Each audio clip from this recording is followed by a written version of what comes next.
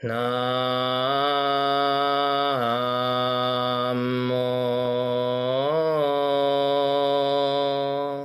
本师释迦牟尼佛。Namo 本师释迦牟尼佛。Namo 本师释迦牟尼佛。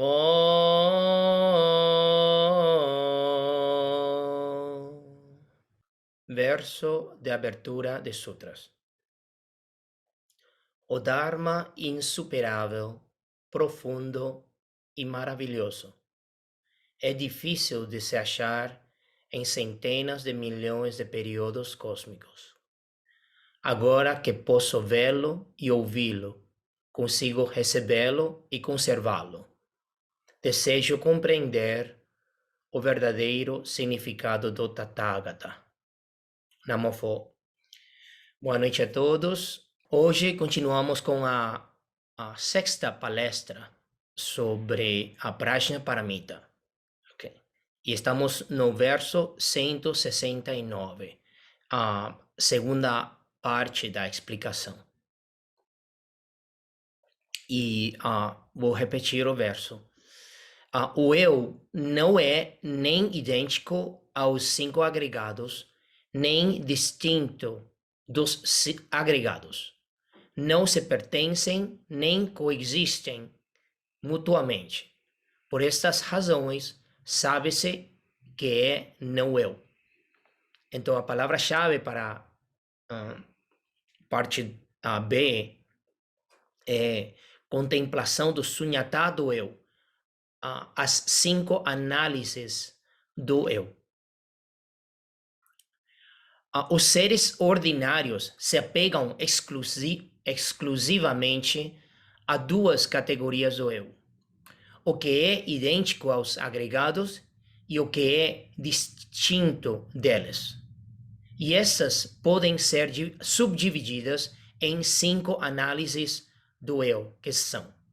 Então, lembram-se que quando se fala de análises, são coisas que nós, durante a meditação, uma vez que você acalma a mente, foca a mente e já entra na introspecção, pode realmente analisar e observar, investigar esses 5 aspectos, as 5 formas de analisar o eu. Okay? Quais são? Número 1. O eu não é idêntico aos agregados. Se se estabelece uma investigação correta, baseada em princípios corretos, não se pode afirmar que um eu com existência independente seja idêntico aos 5 agregados. Okay. O que é realmente o eu? Frases típicas como eu caminho, eu pego, eu me alegro, eu imagino, eu faço ou eu conheço, não podem se afastar do corpo e da mente, ou seja, dos 5 agregados. Em geral, o apego ao eu consiste em um apego aos agregados como se fossem um eu. É como 5 coisas, como se fosse uma coisa. Esse um eu. Porém, os 5 agregados são vários, são 5. Forma, sensação, percepção, volição e consciência. Não é uma coisa, são 5 coisas. Então, como poder falar que essas 5 coisas representam uma coisa, um eu? Não. Então, porque os 5 agregados surgem e cessam sem permanência, ou seja, impermanentemente, e em estado de sofrimento, porque é imperfeito, então surge e cessam, e aí já experimentam sofrimento e às vezes passam como estado de que acha que é felicidade, mas porque não dura, então volta a sofrimento. Então realmente é um ciclo do sofrimento. Não se amoldam à definição do eu como uma entidade real, unitária, permanente e feliz. Então, você não pode falar que os 5 agregados, ah, ah, os 5 são uma identidade, ou representam uma identidade que é real, unitária, permanente e feliz, porque não existe tal coisa. Se os 5 agregados fossem realmente um eu, um alma, uma coisa, entidade inerente, então tal eu realmente não poderia ser estabelecido, porque não é a real, unitária, permanente e não é feliz. Porque sempre está no estado da mudança. Então, este análise sobre o eu não é idêntico aos agregados. Então, como aplicamos isso durante a introspecção, ou vipassana? Você acalma a mente, foca na mente através da samatha. Então, uma vez que surge essa força da concentração, você utiliza essa força para investigar. Então, você, com a consciência discriminatória, ou discernindo o eu, é idêntico aos agregados ou não é idêntico aos agregados. Então, supostamente, a conclusão que você vai, o que você vai descobrir através da introspecção ou da contemplação, é que o eu não é idêntico aos agregados. O eu não é somente forma. O eu não é somente sensação, percepção, volição ou consciência. E o eu tampouco é a conjunto desses 5. Não é a mesma coisa, porque não é unitária, não é real, não é permanente, nem feliz. Ok? Segunda análise. Os agregados não são separados do eu. Okay?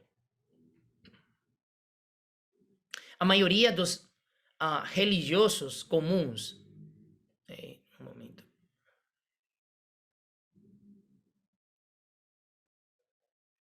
Após muitas considerações, propõe um eu distinto dos agregados.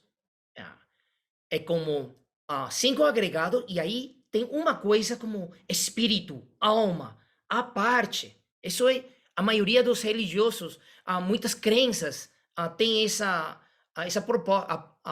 proposta, considerando-o como um eu místico, permanente, feliz e maravilhoso, separado dos 5 agregados que constituem corpo e mente. No entanto, analisando-se com princípios corretos, verificar-se-á categoricamente que não existe um eu à margem dos agregados. Isso porque sem os 5 agregados seria impossível descrever o eu, provar sua existência ou expressar sua função.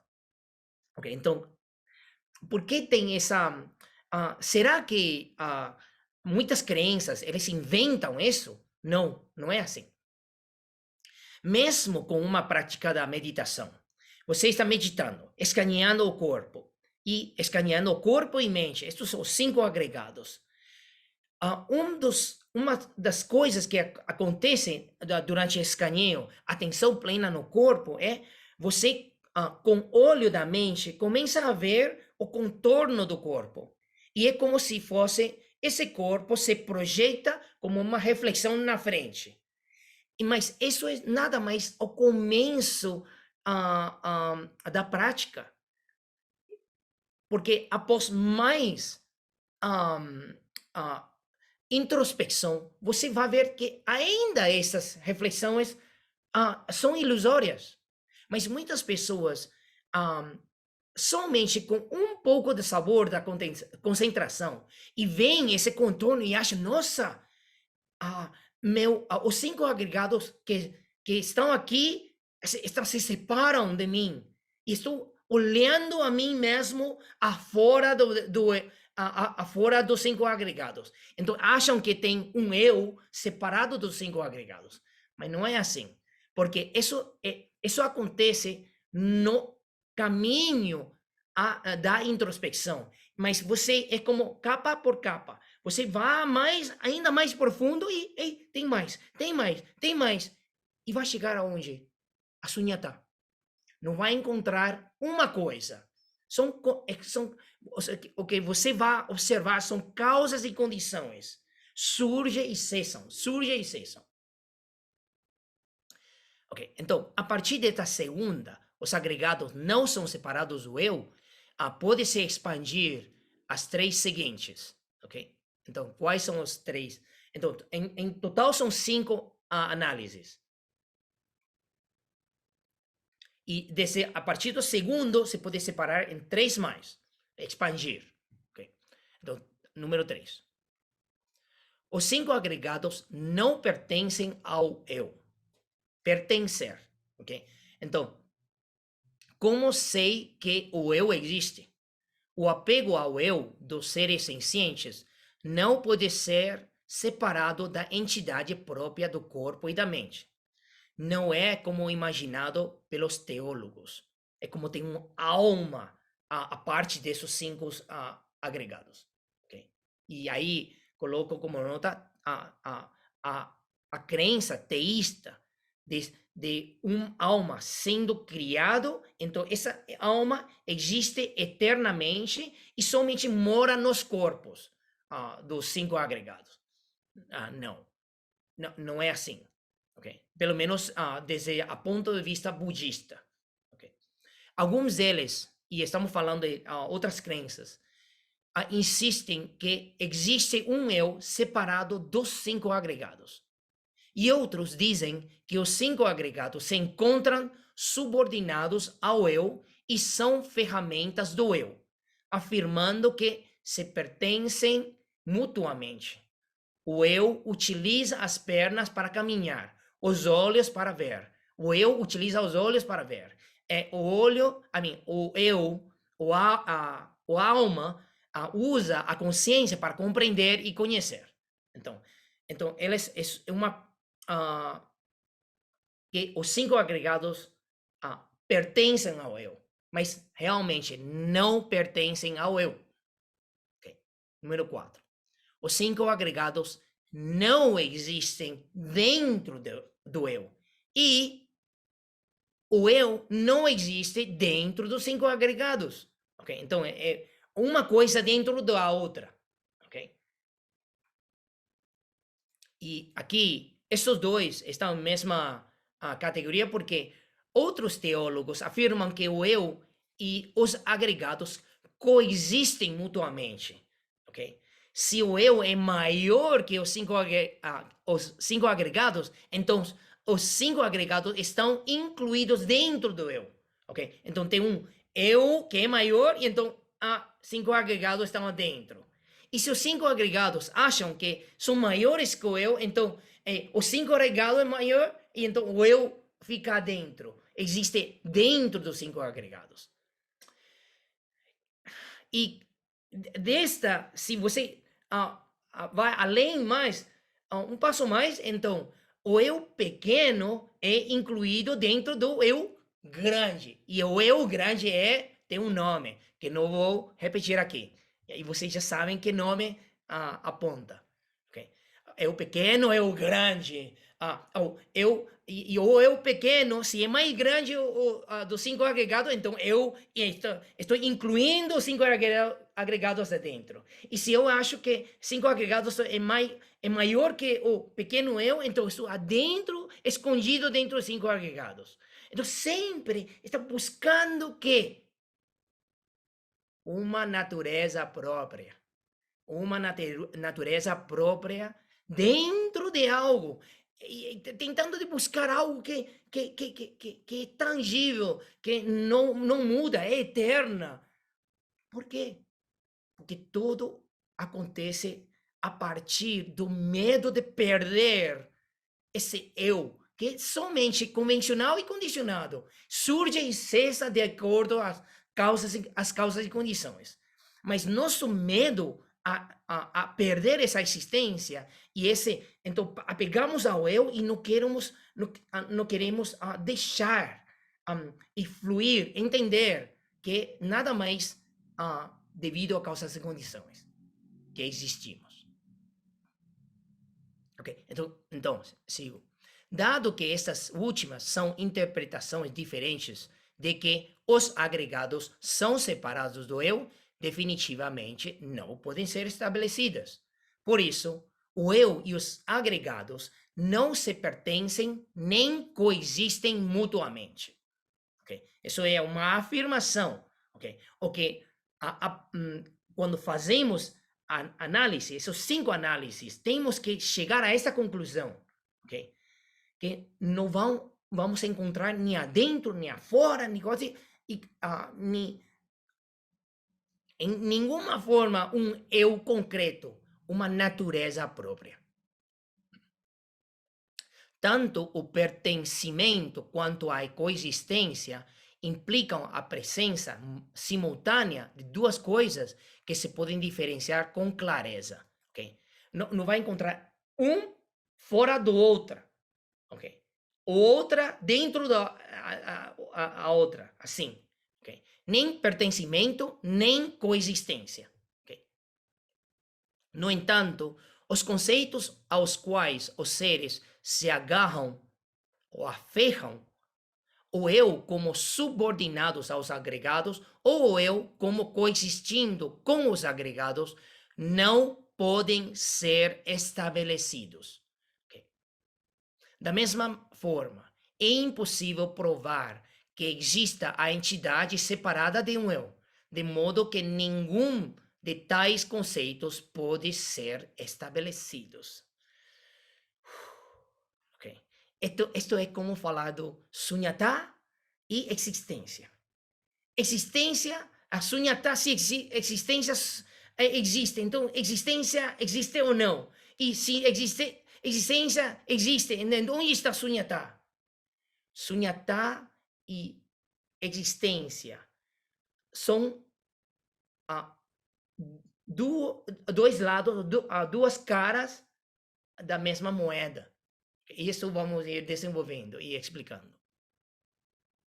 Após investigar dessa maneira, sabe-se que é não eu. Essa é uma conclusão, okay? Não eu. Mesmo que nós analisamos onde a relação do eu com os agregados, 5 agregados, um por um, e as diferentes possibilidades do relacionamento. Então, qual é a conclusão que devemos chegar? É que é não eu. E se faz evidente que não existe uma entidade do eu como a que os seres sencientes se apegam erroneamente. A noção do eu se baseia em nada mais que uma designação e estabelecimento convencionais de um padrão integrado na união contínua de corpo e mente. Okay? Devido às causas condições corpo e mente, ou seja, os 5 agregados surge, ok? Porque tem condições, mas isso surge e para de mudar? Não, sigue mudando até as causas e condições não existem, então cessam as condições. E aí muda a outra forma, sempre em estado da mudança. Impermanência. Então, não tem um eu concreto, uma natureza própria que se pode agarrar e aí ficar. Não existe tal coisa. Somos condicionados devido a essas causas e condições. E todas as coisas que nós fazemos, estamos mudando nosso futuro. Porque mudamos o presente, mudamos nosso futuro. E se nós seguimos nosso apego ao eu, vamos seguir essa existência uma atrás da outra, incessantemente, no samsara, no ciclo do nascimento e morte. Para sair, liberar do samsara, então temos que ir reduzindo nosso apego ao eu. Okay? Vamos compreender profundamente as 5 análises do eu, da contemplação do sunyata do eu. Então, quando se fala de contemplação do sunyata do eu, então se pode analisar esses 5 aspectos. Seguimos. Verso 170. Okay. Sobre o eu e o meu. Ou meus. O verso fala assim: se não existe um eu, como poderia haver o meu? Uma vez que a natureza de todos os fenômenos é sunya, é evidente que o eu também o é. É uma trava-língua esse verso. Ok, então, vamos lá. O eu é uma convenção de suposição, okay, baseada no corpo e mente. O eu, que é o eu? Inclui as coisas pertencentes ao eu. Okay? Então, o meu, okay, o eu é uma convenção de suposição baseada no corpo e mente. É que nós achamos esse, ok, eu sou, em relação com o outro, Pudgala eu. Okay? E, sim, por si mesmo, eu tenho um Sakaya eu. Então, isso sou concreto. Eu acho que isso existe. Então, devido ao meu apego a esse eu, então surge o meu, que inclui as coisas pertencentes ao eu. E as coisas das quais o eu depende. Então, pertencentes ao eu. Okay. Aqui a definição. São meu corpo, minha riqueza, bens materiais, minha fama, minha posição, minha família, meus pais, etc. Tudo o que está relacionado comigo e me pertence são as coisas do eu. E essas coisas pertencentes ao eu, usualmente temos medo de perder. Okay? Se alguém querido da outra pessoa, de um amigo a outra pessoa, e morre, nossa, pésame, ai, espero que você esteja bem, nossa, assim, mas é momentâneo. Mas se é próprio pai, próprios amigos, a própria família, não posso viver sem eles. Então, por que temos essa diferença do sentimento com os meus, os outros e os próprios meus? Porque este dói. Porque está relacionado com o quê? O eu. Então, a questão não é os meus. A questão sempre volta a quê? Ao eu, o egoísmo. Porque nós somos egocêntricos. Se estamos apegados a este eu, o que nós achamos que é parte do eu, que são os meus, então não podemos perder. Okay? Tem que ficar. E então, o que acontece? Quando as pessoas tratam a nós bem, meus.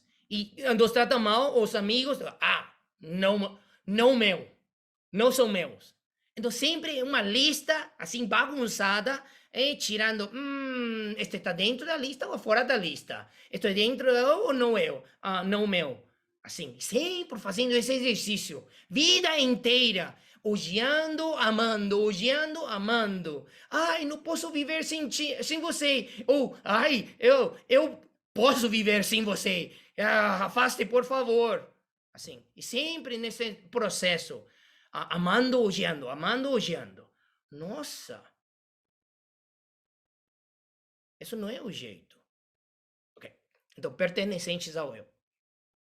Ok, segunda definição do meu é de que o eu depende, ok? De que o eu depende. São fenômenos tais como 5 agregados, 6 sentidos, 6 elementos. Então, este eu depende da forma, sensação, a percepção, volição e consciência. Depende dos olhos, ouvido, nariz, língua, corpo e mente. Depende do água, ar, todos os elementos e compostos desse corpo e também a consciência e o espaço. Então, as 6 consciências, visual, auditiva, então, todas essas coisas de que o eu depende para perceber, para tocar o mundo, para ter contato com todas as coisas fora do que nós achamos esse eu, então são os meus. Okay? Mas todos esses são convenção de fenômenos. Então aqui está ligando já as definições anteriores, ok? O eu é uma convenção de suposição, ok? Então o meu aqui de que o eu depende é convenção de fenômenos sobre as quais o eu se baseia. Okay? Tudo o que pertence ao eu e lhe dá fundamento são os fenômenos. Okay. Seguimos. Sem um eu, não haveria o meu. É bem claro. Sem apego a um eu, não haveria apego ao meu. Por essa razão, uma vez que o eu é sunha, você realiza essa realização que o eu é sunha, os fenômenos também são sunha. Okay? Ao invés, a natureza própria de todos os fenômenos aparenta ser real. Ou parecem ser reais, mas resulta ser sunha. Então, como se estabelece um eu que depende de tais fenômenos? Nem é preciso dizer que o eu também é sunha. O meu é sunha, o eu é sunha. O eu é sunha, o meu é sunha. Ok? O eu é sunha, por isso, os fenômenos também são sunha. Os fenômenos são sunha, por isso o eu também é sunha. Dessa maneira, se compreende-se que os seres sencientes não possuem um eu. Então, como poderia haver o meu? Em resumo, segundo os sutras e tratados sobre Prajna, os ensinamentos sobre Sunyata do eu e dos fenômenos se verificam e estabelecem mutuamente. Okay? Você pode observar o meu, o Sunyata do meu e chegar ao Sunyata do eu. Então, assim, tanto o eu e os fenômenos que ao meu pertence, então, assim, nesse processo nós podemos observar tempo todo, cada momento, cada pensamento, cada experiência em nossa vida para entender que, nossa, como estamos apegados a essas coisas. E se estamos conscientes desse apego, então vamos ir desapegando do eu e do meu. Então, vamos compreender profundamente sobre o sunyata do eu e do meu. Okay? Então, esses realmente, principalmente, são definições muito importantes. Tem que ler, reler e também mastigar mentalmente como é. E aí observar em vida diária. Agora vamos a segunda parte do verso 170. E a palavra-chave é sunyatados fenômenos entre Sravakayana e Mahayana. Ok? Então, a escola Madhyamaka, fundada pelo venerável Nagarjuna, considera que o Sravakayana inclui os ensinamentos sobre o Sunyata do eu e dos fenômenos, assim como fez a Mahayana. Okay? E aqui é muito importante saber sobre a escola Madhyamaka e também venerável Nagarjuna. Vou mostrar a você um diagrama sobre as escolas filosóficas. Okay. Então, quando o Buda ensinou 2.500 anos atrás, isso nós colocamos os ensinamentos do Buda naquela época e também representados pelos textos em Agama e Nikaya como budismo original. Okay? Então, mas depois os ensinamentos do Buda foram expandidos como mais detalhe pelos meditadores, discípulos. Então, aí surgiram Abhidharma. Okay? E ao mesmo tempo, desse budismo original, surgiram sutras ou textos ou comentários sobre Mahayana de Sunyata. Okay? E quando falamos da escola Madhyamaka, é o período aqui, que chama período Madhyamaka, que foi fundada pelo mestre venerável Nagarjuna. E é um nome muito importante, monge budista, filósofo. Okay. E de aqui surgiram outros sistemas de pensamento que tentam de explicar aos seres como é o eu, como é o não eu, como é esse nosso renascimento no ciclo, assim, como é samsara, como funciona e como chegamos a nirvana. Mas aqui estamos principalmente citando textos e também pensamentos e explicações do Madhyamaka. Ok? Então, somente isso é necessário saber para você agora. E continuamos. Então, aqueles que realizam a ausência do eu e do meu, definitivamente serão capazes de compreender os sunyata dos fenômenos. Okay? Isto deve-se a que o significado do sunyata contemplado é, em todos os casos, sem natureza própria. Ao contemplar que o eu é sem natureza inerente, compreende-se o sunyata do eu. Se dita contemplação é tomada como base para contemplar todos os fenômenos, com certeza se realizará igualmente seu sunyata. Então, aqui está falando da contemplação do eu e também do meu. Qual é essa relação? E por quê? Porque em Sravakayana se concentra mais na contemplação do eu e do meu e não dos fenômenos. Mas tem escolas no budismo que acham que os fenômenos são separados do eu e do meu. Assim. Então, mas para Nagarjuna e na escola Madhyamaka, fala que não é que são separados, é somente diferente nível da profundidade, ok?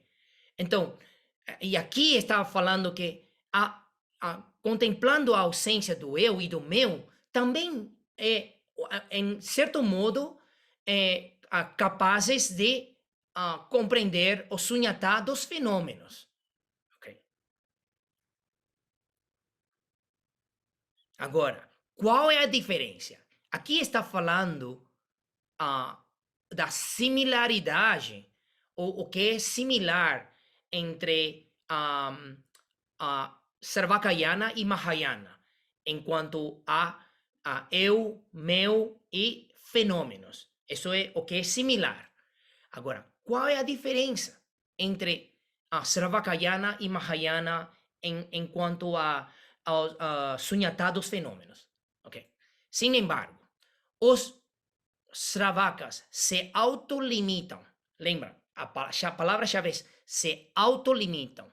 Não é que não podem, é que eles decidem fazer assim. Se autolimitam a eliminar todas as aflições devido às causas e condições do eu próprio, apartando-se de todo desejo pelos fenômenos. Okay? Agora, por quê? Por que eles se autolimitam? Porque temerosos ante o sofrimento da velhice, doença e morte e destinos, ou cair em destinos nefastos, ou renascer nos destinos nefastos, não desejam investigar integralmente a verdade definitiva e penetrar todos os fenômenos, senão que centram-se exclusivamente na liberação, okay? Porque os Sravakas, o objetivo desse veículo é atingir a liberação e liberar-se do samsara o mais rápido possível, okay? Por isso, eles se autolimitam a eliminar somente a eliminar todas as aflições, okay? Do eu próprio, e não dedicam tanto tempo para entender todos os fenômenos, todas as coisas fora do eu próprio. Okay? Buscam com urgência o despertar mediante a contemplação da ausência do eu e do meu, mas não se dedicam com profundidade à contemplação do sunyata de todos os fenômenos. Então, isso é a diferença. Não é que não tem a compreensão ou não, até a realização do sunyata dos fenômenos. Eles têm, mas não com a mesma profundidade do Mahayana, que a proposta é que esse caminho do Bodhisattva, o sendeiro do Bodhisattva vou atingir minha liberação através de liberando aos outros seres, aliviando o sofrimento dos seres. E isso, devido a essa proposta, toma muito mais tempo, porque é uma maratona. Trata-se simplesmente de uma abstenção, ok? Uma abstenção em aprofundar, mas definitivamente não podem apegar-se aos fenômenos como se fossem reais, ok? E isso é muito importante saber. Mesmo que uma pessoa escolha o sendeiro do Bodhisattva, mas não pode menosprezar as realizações do veículo do Sravaka, porque eles também eles são liberados. Quando chegam a ser liberados, eles devem ser respeitados, ok? Devido à diferença do objetivo colocado no começo, como geração da mente, então os Sravakas têm uma abstenção em aprofundar, ok? Agora, abstenção em aprofundar não significa que se apegam aos fenômenos, não se apegam aos fenômenos. Nesse sentido, o não-eu dos Sravakas se conecta sem nenhuma contradição com o sunyata dos fenômenos. O não-eu dos Sravakas se conecta sem nenhuma contradição com o sunyata dos fenômenos. Isto é muito importante. Okay? Mesmo que o capítulo sobre a contemplação dos fenômenos no Mula Madhyamaka Karika, então, isto está falando a comentário sobre Madhyamaka, ensine a vasta contemplação do sunyata dos fenômenos, assim como seu não surgimento e não cessação. Não obstante, a contemplação correta, desde a mais extensa até a mais sucinta, começa com a realização da ausência do eu e do meu. ok? Então, a realização da ausência do eu e do meu, ou seja, não eu, não meu, é a base, tá? De todas as contemplações. Sobre esse ponto-chave concernente ao nascimento e morte, definitivamente não haverá nenhuma diferença com o sendeiro transmundano de liberação.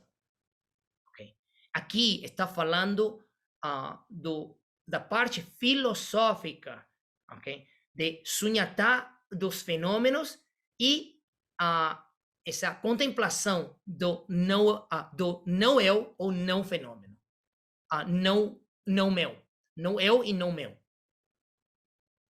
Além do que, dito ensinamento se poderá expor de maneira explícita ou implícita, detalhada ou resumida, segundo sejam as capacidades dos praticantes. Okay? Então, está falando de essa filosofia do não eu, não meu, ou da ausência na natureza própria, podem ser explícita ou implícita, detalhada ou resumida, como explicada, mas segundo que as capacidades dos praticantes. Então, obviamente, agora que estamos falando sobre esse assunto, vocês todos são muito avançados para estar como masticando esse material, okay? Do Prajnaparamita. Desse modo, todos aqueles que compreendam integralmente o sunyata do eu terminarão por compreender o sunyata dos fenômenos, ok? E é provável que não contemplem em profundidade o sunyata dos fenômenos e que não promovam esta perspectiva, mas definitivamente não se apegarão firmemente à existência de uma natureza própria que possa obstruir a compreensão do sunyata dos fenômenos. Uau! Vamos compreender claramente a diferença do sunyata dos fenômenos entre Sravakayana e Mahayana. Ok? Seguimos. Verso 171. Desde o verso 160 até o verso 170, é tudo teórico, filosófico. Agora, como aplicar tudo isso na prática? E como chegar à realização direita? Ok, então, vamos lá. E contemplação do corpo para obter a realização direta. Verso 171 diz: confusão e karma provém da discriminação. E a discriminação provém da mente. Já que a mente depende do corpo e a mente mora no corpo, portanto, se contempla primeiro o corpo. Por isso, a atenção plena no corpo. Para realizar sunyata, é necessário contemplar a natureza sunya dos seres sencientes e de todos os fenômenos. Okay?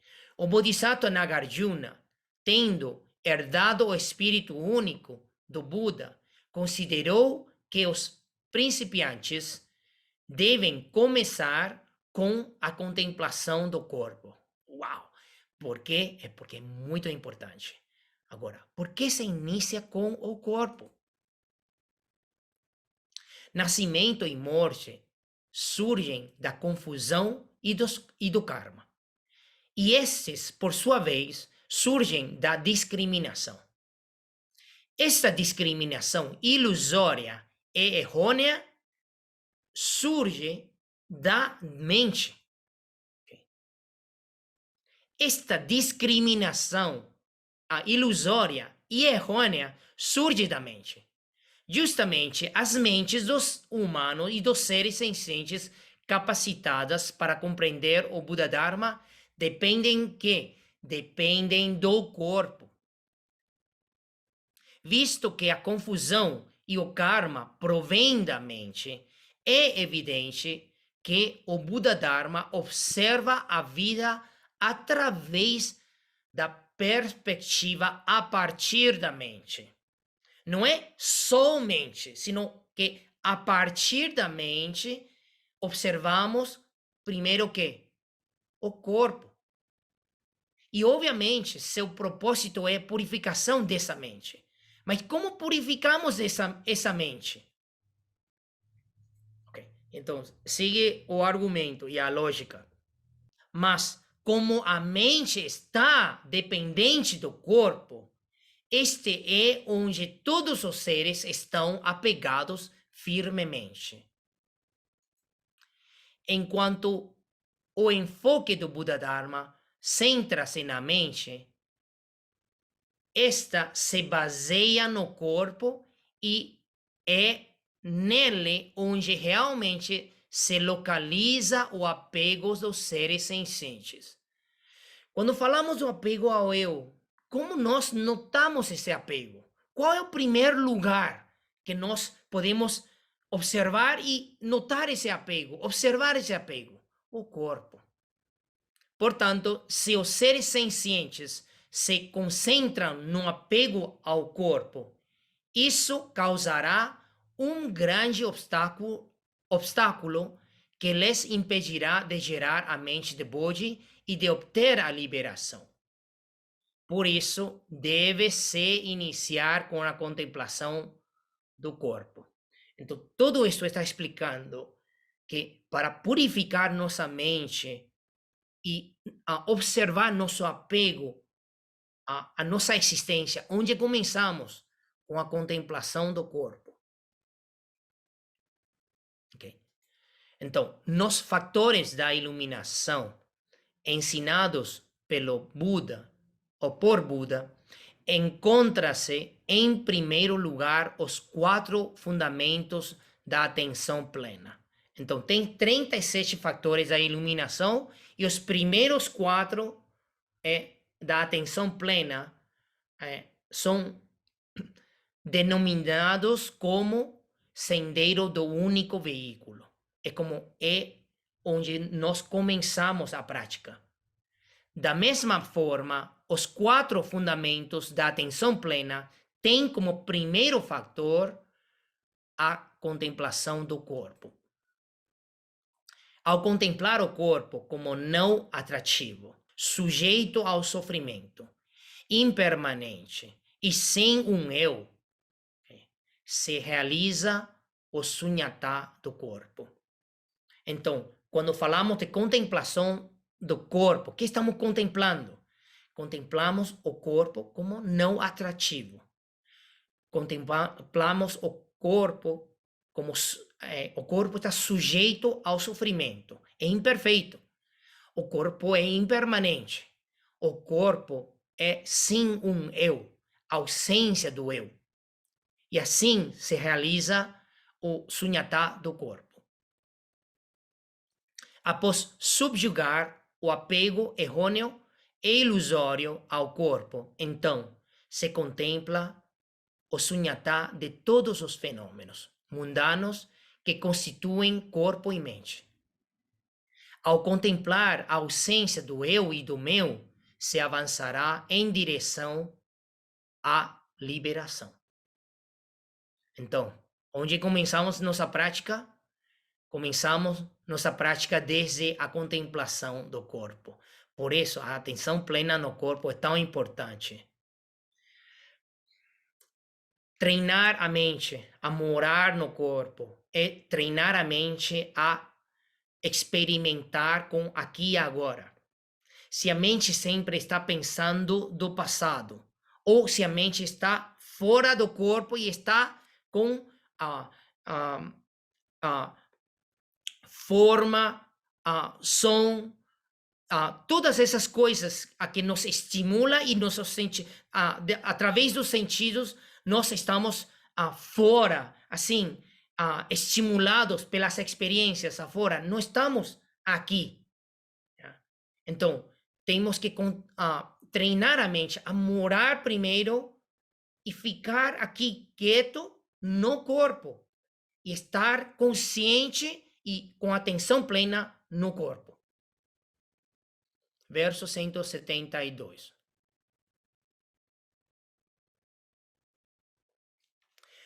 Ao conhecer que não existe eu nem meu, abandona-se tudo, seja interno ou externo.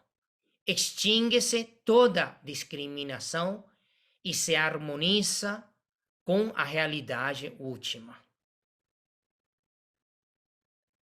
Então, tomando como base a correta contemplação sobre a ausência do eu e do meu, os praticantes Mahayana observam o interno. Que é o interno? Corpo e mente. Isso é o interno. E o externo, o mundo, todo nosso entorno, ao redor, nosso ambiente, circunstâncias. E sabem que tudo aparenta ser real, mas não tem natureza própria. Contemplar que o eu não tem natureza própria chama-se contemplação do sunyata do eu. Contemplar que os fenômenos não têm natureza própria chama-se contemplação do sunyata dos fenômenos. Okay. Então, outra vez, está dando definição, okay? Relacionando a contemplação da essa ausência da natureza própria com a sunyata, seja do eu e dos fenômenos. Quando se frutifica a prática da contemplação do sunyata, se dá o abandono das elaborações conceituais, prapancha, okay, sobre todos os fenômenos e deixa de surgir o apego ao eu e meu e aos fenômenos. Okay. Portanto, ao extinguir-se todo tipo de discriminação, o prajna sem fluxo se manifesta. Então, quando se extingue todo tipo de discriminação, e aí é quando o prajna surge por si mesmo, se manifesta. Por isso se diz, devido ao não surgimento dos fenômenos, o prajna paramita deve surgir. Também se diz, ao acabar com todas as expressões verbais, também cessam as atividades mentais. Não, nada surge nem cessa. Todos os fenômenos são como o nirvana. Okay. Ao surgir a realização direta do prajna, o praticante harmoniza-se com e penetra na realidade verdadeira de todos os fenômenos. E quando pronunciamos realidade verdadeira, estamos falando da verdade universal. E qual é essa verdade universal? A ausência da natureza própria de todos os fenômenos. Ela se chama natureza do sunya, natureza dos fenômenos, ou tem outro nome que é dharmata, okay? Reino do dharma, dharma dhatu, a verdadeira talidade, buddha tatata, etc. Esses são nomes sinônimos da realidade verdadeira. Todas essas denominações são expressões verbais que foram estabelecidas convencionalmente. Então, em sutras, comentários que vocês vão ler no futuro, ou já estão lendo agora, vão encontrar esses termos. Yeah. De fato, A realização direta do prajna é o correto dharma que transcende toda discriminação e visão errônea. Tempo e espaço, qualidade e quantidade, e assim se realiza a verdade última. Vamos contemplar o interno e o externo para chegar à realização direta do prajna. Ok? Então, qual é a palavra-chave ou a frase-chave? A ausência da natureza própria do eu, do meu, dos fenômenos. Verso 172. Ok? Então, a palavra-chave seria as semelhanças e diferenças entre dois veículos e Mahayana. E dois veículos é Sravakayana e Pratyeka Buddha. Okay? Sobre liberação. Okay? E Mahayana é o sendeiro do Bodhisattva. Okay? Quais são as semelhanças entre dois veículos e Mahayana?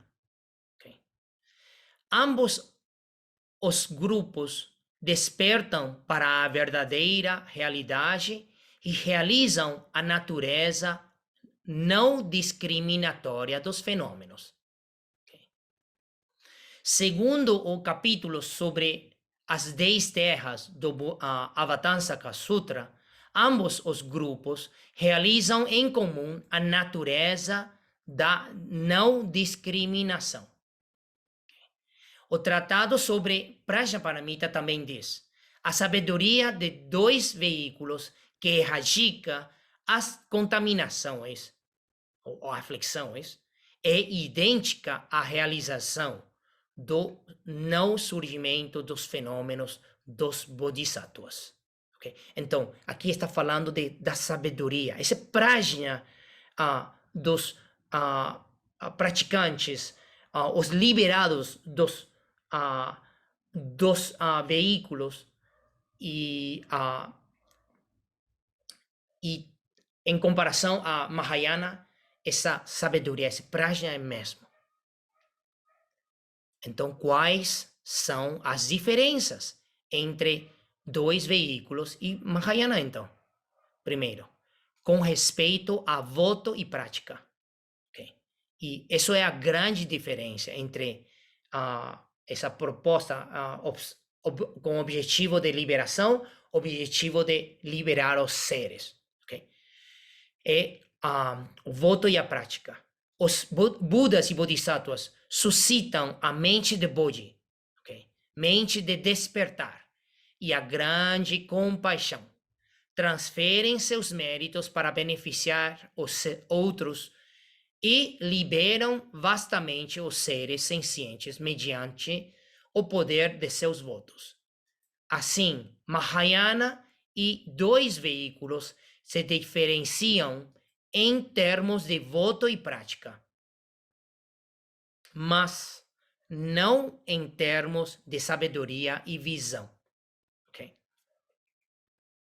Segundo, sobre a diferença, com respeito a eliminar as contaminações e hábitos residuais. E essa é uma palavra-chave, hábitos residuais.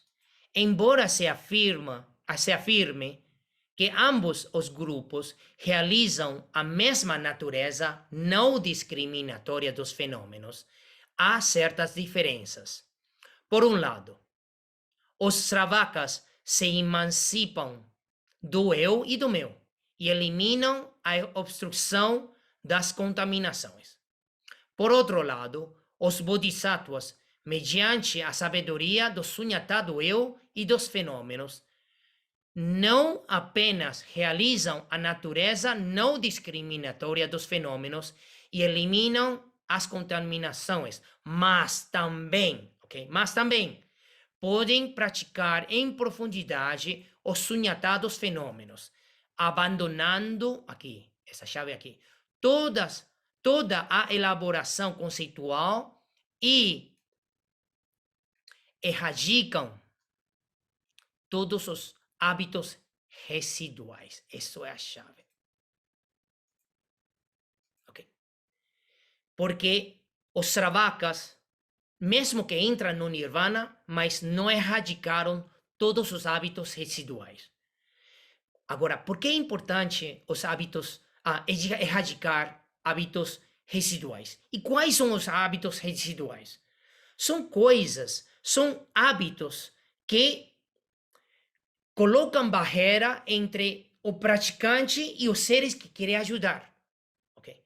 Então, como sempre falo sobre essa diferença entre característica ou personalidade do Subhuji e Shariputra.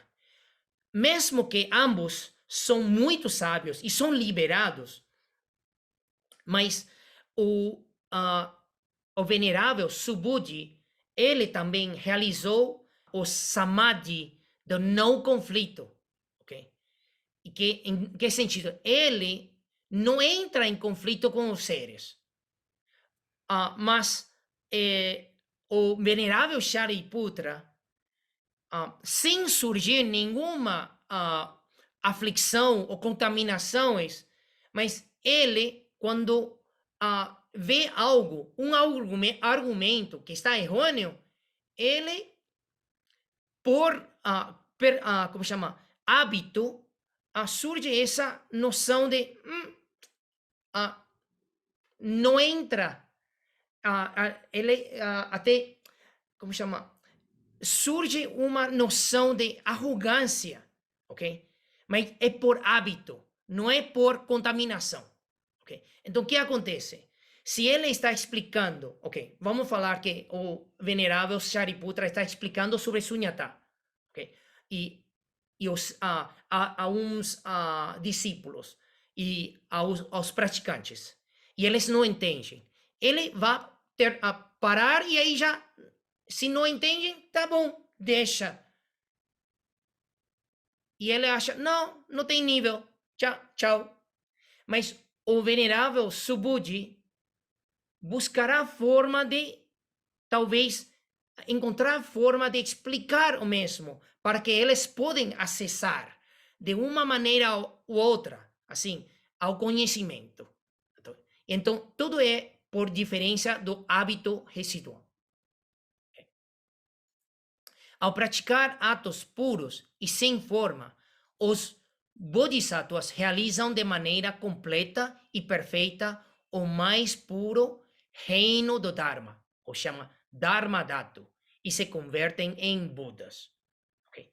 Então, hábitos residuais, definitivamente é o que os bodhisattvas, no processo da maratona da prática, vão ir reduzindo, porque ao reduzir os hábitos residuais, vão ter menos barreiras e mais conexão e afinidades com os seres. Os seres vão ver aos bodhisattvas com mais afinidade e querer aprender dos bodhisattvas. Por isso, os hábitos residuais são muito importantes de ir eliminando, reduzindo. Vamos distinguir claramente as semelhanças e diferenças entre dois veículos e Mahayana.